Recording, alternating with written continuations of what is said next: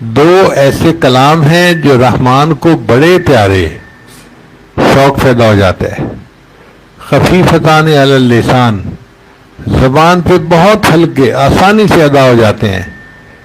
ثقیلتان فی المیزان، لیکن میزان میں قیامت کے دن بہت بھاری ہوں گے. اب یہ تین باتیں سننے کے بعد تو سننے والا کہتا ہے کہ پلیز اب آپ بتا دینا تاکہ ہم بھی اس کو پڑھ سکیں. اب نبی السلام نے فرمایا کہ وہ فکرے یہ ہیں: سبحان اللہ و بحمدہ سبحان اللہ العظیم. کون سے دو فکرے نبی السلام نے بتلائے؟ سبحان اللہ و بحمدہ سبحان اللہ العظیم، سبحان اللہ و بحمدہ سبحان اللہ العظیم، سبحان اللہ و بحمدہ سبحان اللہ العظیم. سبحان اللہ کا کیا معنی؟ اے اللہ آپ ہر عیب سے، ہر نقص سے، ہر کمی سے، ہر کوتاہی سے پاک ہیں. آپ کے اندر کسی قسم کا کوئی عیب ہے ہی نہیں. یہ بھی تعریف کا ایک انداز ہوتا ہے. تعریف کے دو انداز ہوتے ہیں. ایک یہ ہوتی ہے کہ کسی کی صفات بتائی جائے، جیسے کوئی بندہ کہے کہ فلاں لڑکی تو بڑی خوبصورت ہے، پڑھی لکھی ہے، دیندار ہے، اچھے اخلاق والی ہے، بڑے گھرانے کی ہے. یہ سب تعریف ہے جو ہم اس کی کر رہے ہیں. اور کوئی بندہ کہے کہ وہ جاہل نہیں ہے، بد اخلاق نہیں ہے، کام چور بھی نہیں ہے، ضدی بھی نہیں ہے. اب ہم نے اس کی صفات تو نہیں گنوائی، لیکن ہم نے برائیوں کو اس سے دور کر دیا، تو یہ بھی تعریف کا ایک انداز ہے. تو اللہ کو تعریف کا یہ انداز بھی اچھا لگتا ہے کہ میرے بندے کہیں کہ میرے اندر کوئی کمی، کوئی کوتاہی، کوئی عیب ہے ہی نہیں. یہ معنی ہے سبحان اللہ، اللہ آپ پاک ہیں، آپ میں کوئی کمی نہیں ہے. یہ انداز اللہ کو اتنا پیارا لگتا ہے کہ اللہ نے قرآن مجید میں خود اپنی تعریف ان الفاظ سے فرمائی. ارشاد فرمایا فسبحان اللہ، اور اللہ پاک ہے، ہر عیب سے پاک ہے، اس میں کوئی کمی ہے ہی نہیں، کوئی نقص ہے ہی نہیں. اور اللہ نے حکم دیا ہمیں بھی کہ ہم بھی سبحان اللہ زیادہ کہیں. چنانچہ اللہ فرماتے ہیں سبح اسم ربک الاعلی، اس اعلیٰ رب کی تسبیح بیان کرو. اور ایک جگہ فرمایا فسبح باسم ربک العظیم. اب نبی علیہ السلام کی دانائی دیکھیے کہ اللہ کے حبیب صلی اللہ علیہ وسلم نے اللہ کے حکم پر عمل کیا. رکوع کے اندر ایک آیت پہ عمل کیا، سجدے میں دوسری آیت پر. رکوع میں پڑھا سبحان ربی العظیم، عمل ہو گیا. سجدے میں پڑھا سبحان ربی الاعلی، دوسری آیت پہ عمل ہو گیا. اور ویسے بھی اگر آپ دیکھیں تو نماز شروع ہی اسی سبحان اللہ کے لفظ سے ہوتی ہے. ہم تکبیر تحریمہ جب باندھتے ہیں تو نماز میں کیا پڑھتے ہیں؟ ہم پڑھتے ہیں سبحانک اللہم، اے اللہ آپ ہر عیب سے پاک ہیں. وبحمدک، اور اللہ ہر تعریف آپ ہی کو سجتی ہے، آپ ہی تعریف کے لائق ہیں. یاد رکھیں دنیا میں کوئی کسی کی تعریف کرے تو یہ تعریف اللہ کی طرف لوٹتی ہے. آپ کسی پھول کی تعریف کریں تو یہ تعریف اللہ کی جس نے پھول کو پیدا کیا. آپ پھل کی تعریف کریں تو یہ تعریف اللہ کی جس نے پھل کو پیدا کیا. خاوند بیوی کی تعریف کرے کہ بڑی خوبصورت، بڑی نیک، اچھے اخلاق والی ہے تو یہ تعریف اللہ کی جس نے اس کی بیوی کو پیدا کیا. بیوی خاوند کی تعریف کرے بڑے اچھے اخلاق والا، بڑا اچھے دل والا بندہ ہے، یہ تعریف اللہ کی جس نے اس کے خاوند کو پیدا کیا. تو کائنات میں ہم کسی چیز کی بھی تعریف کریں گے تو یہ تعریف کس کی طرف لوٹے گی؟ اللہ کی طرف لوٹے گی جس نے اس کو پیدا کیا ہے، بنایا ہے. تو جب ہم کہتے ہیں سبحانک اللہم، اے اللہ آپ ہر عیب سے پاک ہیں، وبحمدک، اور ساری تعریفیں آپ ہی کو سجتی ہیں، آپ ہی کو جچتی ہیں. وتبارک اسمک، اور اے اللہ آپ کا نام بڑا برکت والا ہے. وتعالی جدک، اور آپ کی تو بزرگی بہت بلند ہے. ولا الہ غیرک، اور آپ کے ساتھ عبادت کے تو کوئی اور لائق ہے ہی نہیں، آپ جیسے تو کوئی اور محبوب ہے ہی نہیں، آپ ہی محبوب ہیں اور آپ ہی تعریفوں کے لائق ہیں۔ اب ذرا ان الفاظ کے معنی پر غور کیجئے کہ نماز ہم جب پڑھتے ہیں تو کتنے اچھے الفاظ سے اللہ کی تعریف کرتے ہیں، سبحانک اللہم وبحمدک وتبارک اسمک وتعالی جدک ولا الہ غیرک۔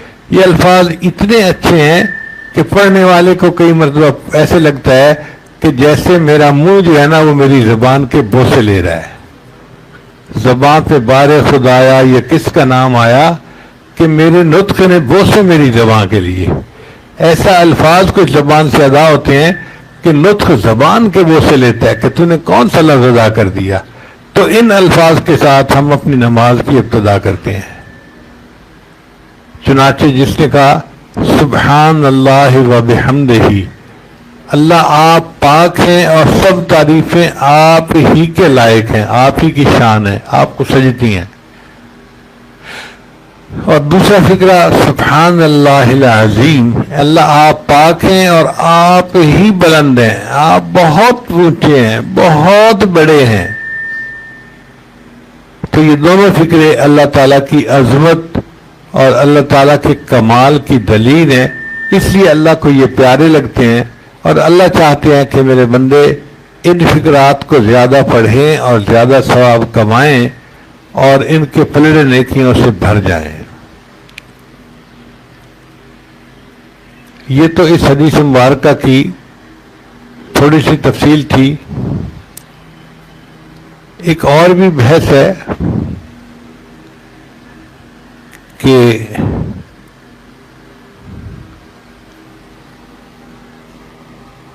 بیان اور معنی کے اعتبار سے اس حدیث کے اوپر اس حدیث کے مضامین کیا ہیں، مگر میں اپنی طبیعت کی ناسازی کی وجہ سے وہ لمبا مضمون نہیں چھیڑ سکتا۔ طلباء کے لیے تو بہت مزے کے مضمون ہے کہ اس کلام کے اندر کیا کیا صفات ہیں۔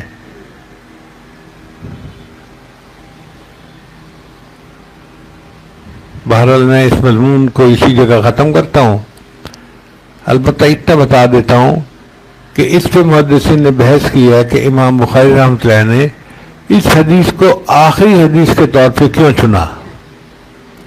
ایک جواب انہوں نے یہ دیا کہ حدیث مبارکہ میں ہے کہ جو بندہ کسی مجلس میں بیٹھے اور اٹھتے ہوئے تسبیح پڑھ لے سبحانک اللہم وبحمدک اشہد ان لا الہ الا انت استغفرک واتوب الیک، تو مجلس میں جو بھی گناہ ہوتے ہیں اللہ سب گناہوں کو معاف فرما دیتے ہیں۔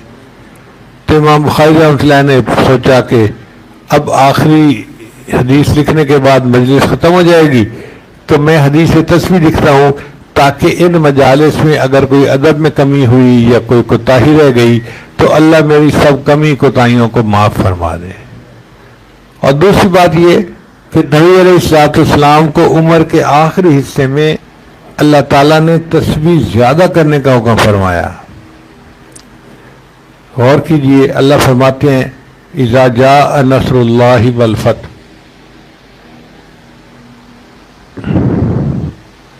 ورأیت الناس یدخلون فی دین اللہ افواجا، آپ دیکھ رہے ہیں اللہ کے محبوب کہ لوگ جوک در جوک، جماعت در جماعت اسلام میں داخل ہو رہے ہیں، گروہ در گروہ داخل ہو رہے ہیں۔ فسبح بحمد ربک، اب آپ اپنے رب کی تسبیح بیان کیجئے، واستغفروا، اور استغفار کیجئے، انہ کان توابا۔ تو چونکہ نبی علیہ الصلوۃ والسلام کو عمر کے آخری حصے میں اللہ نے تسبیح زیادہ بیان کرنے کا حکم دیا تو امام بخاری رحمۃ اللہ علیہ یہ حدیث سب سے آخر پر لائے کہ میں بھی اب اپنا کام مکمل ہو گیا، حدیث کو حدیث تسبیح پہ ختم کرتا ہوں تاکہ اللہ تعالیٰ میری بھی تسبیح کو قبول فرما لے۔ جب مجھے استاد نے یہ حدیث پڑھائی تو میں نے کہا کہ استاد جی محدثین نے تو بہت ساری وجوہات، کچھ 6-7 وجوہات لکھی ہیں کہ آخری حدیث کے طور پہ کیوں چنا، مگر میری لائن ہے یہ ذکر و سلوک والی، اور جس لائن کا بندہ ہو تو اسی کے خیال اس کو زیادہ آتے ہیں. تو میں نے کہا استاد جی ایک بات میرے بھی ذہن میں آ رہی ہے، میں بتاؤں؟ کہنے لگے بتاؤ. میں نے کہا ہمارے پاس بندے آتے ہیں، پریشانی ہے، کوئی عمل بتاؤ حل کے لیے، قرضے میں ڈوبے ہوئے ہیں، کوئی عمل بتاؤ حل کے لیے، بچی کا رشتہ نہیں ہو رہا، کوئی عمل بتاؤ حل کے لیے. تو یہ کام لے کے لوگ ہمارے پاس آتے ہیں. تو مجھے تو یوں لگتا ہے کہ امام بخاری رحمۃ اللہ نے اس حدیث کو سب سے آخر پہ اس لیے لکھا کہ اب یہ طالبات پڑھنے کے بعد اپنے گھروں میں چلی جائیں گی، پھر ان کے رشتے آئیں گے اور ان کی شادیاں ہوں گی اور ان کو اس سسرال کی زندگی گزارنی پڑے گی. اب یہ بچیاں حالات کی مچھلی کے پیٹ میں پھنس جائیں گی. مثلا ایک بچی کے رشتے نہیں آ رہے، اب وہ کیا کرے؟ عمر بڑھتی جا رہی ہے تو ماں باپ بچی کو خود تو نہیں کہیں چھوڑ کے آئیں گے، کوئی مانگے گا رشتہ تو نکاح کریں گے نا. اور بچی خود تو کچھ نہیں کر سکتی، وہ حالات کی مچھلی کے پیٹ میں پھنسی ہوئی ہے. اب کیسے نکلے اس کو سمجھ نہیں ہے. ایک عالم بن گیا، اس نے اپنا کاروبار شروع کر دیا اور قرضے کی مچھلی کے پیٹ میں پھنس گیا.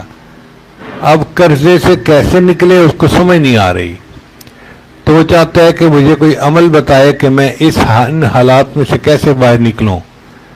تو سنیے، حضرت یونس علیہ السلام اللہ کے پیغمبر تھے، اللہ کی منشا سے وہ مچھلی کے پیٹ میں چلے گئے. اب ان کو مچھلی کے پیٹ سے نکلنے کی کوئی صورت نظر نہیں آتی تھی، تو انہوں نے مچھلی کے پیٹ میں اللہ کی تسبیح بیان کی تھی، لا الہ الا انت سبحانک انی کنت من الظالمین. اور اس تسبیح کی وجہ سے اللہ نے ان کو مچھلی کے پیٹ سے نجات عطا فرما دی تھی. اللہ فرماتے ہیں فلولا انہ کان من المسبحین، اگر یونس علیہ السلام اللہ کی تسبیح بیان نہ کرتے للبث فی بطنہ الی یوم یبعثون، وہ قیامت تک مچھلی کے پیٹ کے اندر رہتے ہوئے نکل نہ سکتے. اب بتائیں کتنی بڑی قید تھی کہ قیامت تک انہوں نے مچھلی کے پیٹ میں رہنا تھا، مگر تسبیح بیان کرنے کی وجہ سے اللہ نے مچھلی کے پیٹ سے ان کو نکال دیا. تو امام بخاری رحمۃ اللہ نے سبق دے دیا کہ طالب علموں تم جاؤ گے، تمہیں اپنے حالات کی وجہ سے پریشان ہونے کی ضرورت نہیں، نہ عاملوں کے بعد جا کے ایمان خراب کرنے کی ضرورت ہے. تم تسبیح پڑھ لینا، جس حال میں بھی ہوگے اللہ مچھلی کے حالات کی مچھلی کے پیٹ سے تمہیں نکال دیں گے اور تمہارے مسئلے کو اللہ حل کر دیں گے.